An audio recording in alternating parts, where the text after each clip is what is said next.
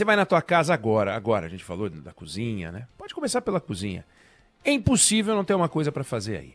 11 999 592 100. O que tem para fazer na sua casa para que ela fique mais arrumada? É uma parede para pintar, o cano que você não trocou quando você comprou a casa ou quando você alugou. Bom, não vai alugar, não vai consertar o cano, trocar os canos da casa alugada, mas enfim, é a parte elétrica. Você diz, tô abusando daqueles benjamins, tô abusando das extensões, vou precisar rever isso, preciso ver a caixa de luz. A geladeira, tô falando em trocar, tem um pontinho de ferrugem, a borrachinha já não tá grande coisa. O fogão, a gente sempre fala olho no fogão. Eu podia trocar um fogão por um fogão melhorzinho, mais moderno. Essa internet está meio devagar. Aí você vai para o trabalho, para o seu trabalho, para a sua firma, para a firma que você montou, para a firma onde você trabalha. Tem processos para facilitar. Olha, eu preciso ver como é que eu uso melhor a inteligência artificial, né? Precisamos desenvolver isso no sistema de atendimento ao nosso cliente. O carro, a frota, às vezes é frota, às vezes é um carro. O carro já não está grande coisa, está gastando muito combustível. Computador, está na hora de melhorar isso aqui. Enfim, pega a sua vida pessoal na sua casa, pega a sua vida profissional no seu trabalho. A quantidade, se você for listar a quantidade de coisas que você tem que fazer, é enorme, enorme. Fora as decisões pessoais de vida, de ginástica. Eu falo ginástica. Outro dia eu falava com a Adriana Araújo, minha colega de bancada no Jornal da Band, apresentadora do Entre Nós, e quando eu falei ginástica, Débora Alfano, ela quase caiu da cadeira. Ela falou que ninguém faz ginástica. Eu falei, tá bom, malhar. Não malha mais, é treinar. Eu falei, nossa, não é que eu tô... Sabe aquela coisa, você tá no 1.0 e o pessoal já tá falando no 5.0? Eu falo ginástica, roupa de ginástica. Mas enfim, isso na vida da gente. Imagina no país, quanta coisa você tem que fazer num país. A gente olha na eleição municipal, quanta coisa tem que fazer na cidade em que você mora, no estado, no país, para o Brasil ficar mais moderno, para o Brasil ficar mais ágil, para o sistema de trabalho ficar melhor, para montar uma empresa de forma menos burocrática. A lista é enorme. E uma parte importante destas transformações, ela é decidida no Congresso Nacional. Hoje eu lia uma notícia, o governo do Rio de Janeiro anunciou que em agosto, nos 30 dias de agosto, a polícia apreendeu 78 fuzis. Vai contando, 78 pares de meia, 78 pães, sabe? 78 fuzis. Põe um do lado do outro, imagina, um do lado do outro. 78 fuzis. Num mês, é a maior quantidade de fuzis já apreendido desde que contabilizam os fuzis. Quase 10 anos aí de contabilidade. Tem um projeto que discute esse tema para aumentar a pena de quem está com fuzil. Não é CAC. É bandido atirando na polícia. Tem um projeto. Ele está no Senado, está parado, aguardando o relator. Concorda que é importante a gente entrar nisso? Né? É importante. Quer ver outra coisa? Reincidência. O sujeito comete um crime, 2 crimes, 3 crimes, 4 crimes e tal. Outro dia noticiamos um sujeito que foi preso, ele tinha cometido 266 crimes. Teve um caso que aconteceu em Minas Gerais, que motivou a discussão sobre o fim da saidinha. Ele tinha cometido 100 crimes. Por quê? Porque no Código Penal, reincidência, que é um problema, que agrava a pena e tal, só acontece quando o crime anterior já transitou em julgado. Ou seja, não tem mais recurso nenhum. Do contrário, agir de novo de forma criminosa não gera reincidência. A gente fala que ele é reincidente, mas juridicamente ele não é. Aí apresentaram um projeto para discutir isso. O projeto foi simplesmente considerado, não, isso é inconstitucional, morreu, ninguém voltou a discutir esse tema. Esse é um tema importante para discutir. Maioridade penal, eu só estou falando de crime, hein? Maioridade penal. Tem um projeto para redução de maioridade penal. Quantos e quantos crimes são cometidos por menores de idade? só porque são menores de idade. Não é porque entraram na criminalidade, não, eles são recrutados pelos maiores de idade em função da condição que eles têm jurídica melhor, mais conveniente. Se cometem um crime, só ficam internados até os 18 anos. Cometem um crime aos 16, aos 17, não vão pegar o que pegariam 30 anos de cadeia.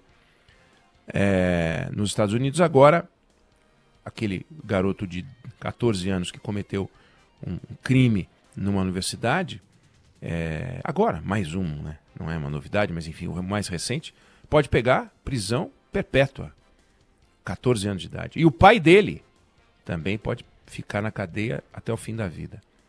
Isso é lá. Aqui, essa tolerância com menor de idade. Ah, mas se mudar a idade para 16, vão recrutar os de 14. Tudo bem, pode acontecer, mas os 16, os 17 e os 18 estão incluídos. Muda. Não, a gente tem que mudar. A maioridade penal não tem que ser por idade, tem que ser pelo tipo de crime. O camarada cometeu um crime, vai ser julgado como adulto. É o que acontece nos Estados Unidos, é o que acontece na Inglaterra. Tudo bem, também. Não importa, mas nós temos que discutir esse tema. Está parado no Senado. Não discutem. Estatuto do Aprendiz. É um tema importante porque hoje em dia não existe um estímulo às micro e pequenas empresas a contratarem aprendizes. Jovens a partir dos 14 anos. É importante. Ele está lá, parado. Licenciamento ambiental, pelo texto que está sendo discutido, de 2021, hein? Os estados e os municípios vão poder assumir atribuições que hoje são só do governo federal. Entre outras mudanças, o que atravanca do jeito que é hoje o licenciamento ambiental. Todo licenciamento ambiental, com exceções pontuais aqui, tem que ter fiscal, tem que ter um monte de coisa. Por que não ser autodeclaratório? Né? Faz uma licença por adesão. É o que propõe o projeto. Parado. Regulamentação do mercado de emissão e crédito de carbono, aguardando a criação de uma comissão para o assunto. Tem um que é muito interessante também de 2021, modernização do setor elétrico. Hoje em dia, você pode trocar de empresa de telefonia por portabilidade. Você não pode trocar de empresa de energia. Pelo projeto pode. Olha que interessante. Você pode ter mais de uma distribuidora, você vai lá e troca. Uma oferece um preço melhor, outro menor. Hoje, a escolha do fornecedor só para grandes consumidores vai poder chegar na nossa casa. Olha que coisa bacana. Parado. É um ponto importante. A indústria está muito preocupada e interessada nesse assunto. E a gente não vê isso. Vamos lá. Regulamentação da reforma tributária. Não, primeiro as eleições, depois, ou seja, primeiro o meu, depois o que interessa para a sociedade. Então, é o seguinte,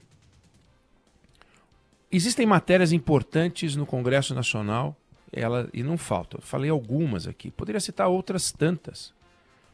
Mas o que está contaminando a agenda? Aliás, o que está tomando conta da agenda do Congresso hoje? Basta ver o noticiário. Uma contaminação na disputa que o Congresso resolveu travar com o Supremo Tribunal Federal.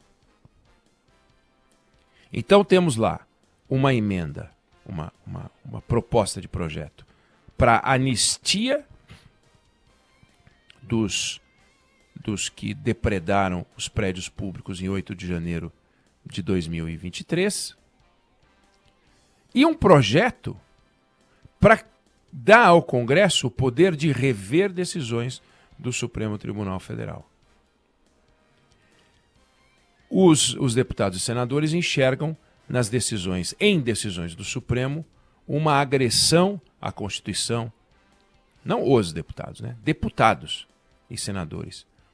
Enxergam um excesso no trabalho e nas decisões do Alexandre de Moraes, com o que eu concordo, mas o meu conhecimento jurídico e nada é a mesma coisa, mas basta olhar e ver o que está acontecendo e comparar com o que acontece em outras cortes supremas, que não da Venezuela. E você tem exageros. Mas os exageros do Alexandre de Moraes não podem ser contidos com exageros do Congresso Nacional. Então, os deputados e os senadores parecem achar que 2 erros constituem um acerto. Tem o erro do Supremo, então vamos cometer o nosso. Dois erros não constituem um acerto. Tem que ter um lado certo para dar racionalidade ao debate. E o Congresso Nacional está tomado pela irracionalidade. Por quê? Porque o Congresso Nacional se transformou numa casa bipolar. De um lado, discursos em defesa da democracia. De outro, ações de interesse particular dos deputados e senadores. Então, para que eu vou me preocupar com redução de maioridade penal, liberalização do mercado de energia? Para que eu vou me preocupar com o mercado de carbono? Por que eu vou me preocupar com o Estatuto do Aprendiz? Por que eu vou regulamentar a reforma tributária? Para quê? Eu quero as minhas emendas, 50 bi. Eu quero o meu poder e não quero o Tribunal Federal enchendo meu saco. Eu não quero o Supremo Tribunal Federal fazendo o que fez o Flávio Dino, dizendo, olha, não dá para ficar mandando emenda para sua base, para o seu curral eleitoral, para o seu reduto eleitoral, se preferir, sem que seja transparente. Quem mandou, quanto mandou, para onde vai o dinheiro, não pode. Quer dizer, o Flávio Dino está errado. Olha, eu já bati no Flávio Dino quando ele era ministro da Justiça. Mas bati, reclamei. Mas essa decisão dele é absolutamente correta. Mas não porque o Flávio Dino disse que é correta.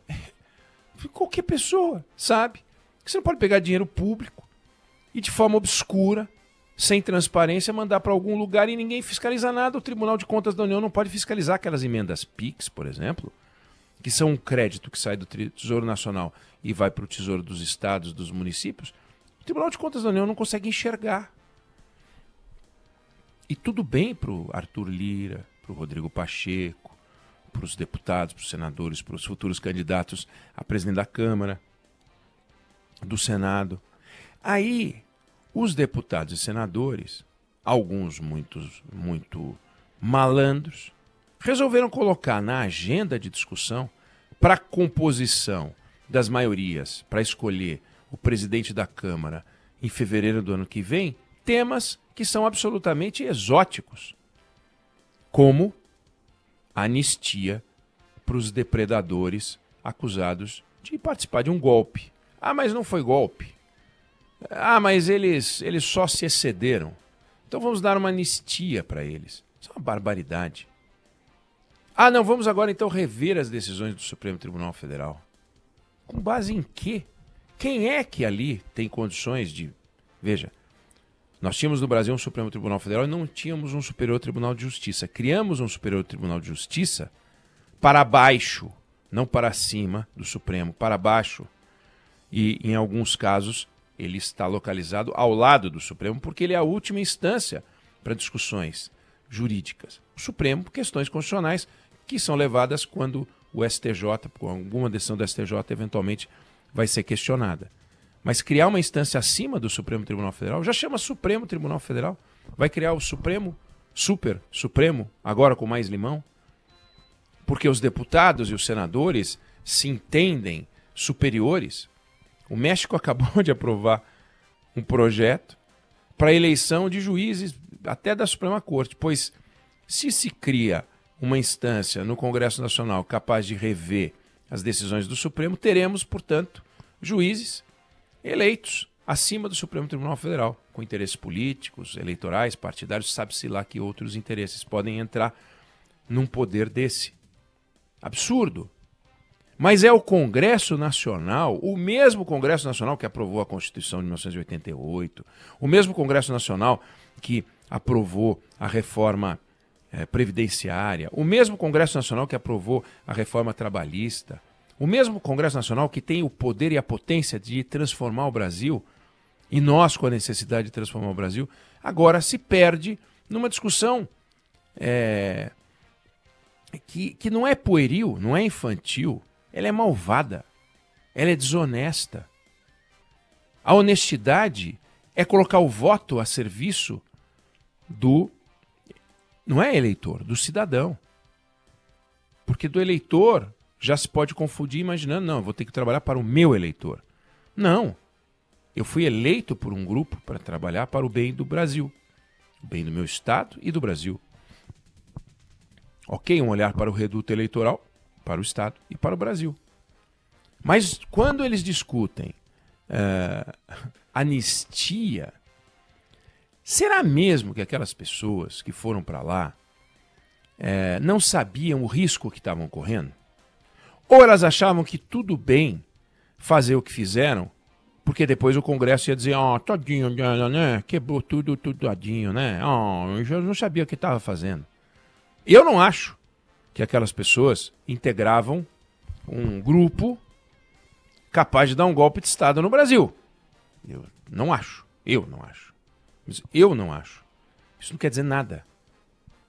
O Supremo Tribunal Federal decidiu punir as pessoas com rigor porque entendeu que aquelas pessoas deram um exemplo pavoroso para o Brasil e resolveram condenar daquele jeito. Aí agora nós vamos fazer uma anistia para todo mundo? 200 e tantas pessoas? O que é isso? É uma loucura completa. Então, um passeio pelas agendas necessárias de transformação do Brasil, pelas matérias que estão acima de discussões partidárias, eleitorais. Eu não estou falando, veja bem, eu não estou falando de reforma política. Eu não estou falando de reforma eleitoral.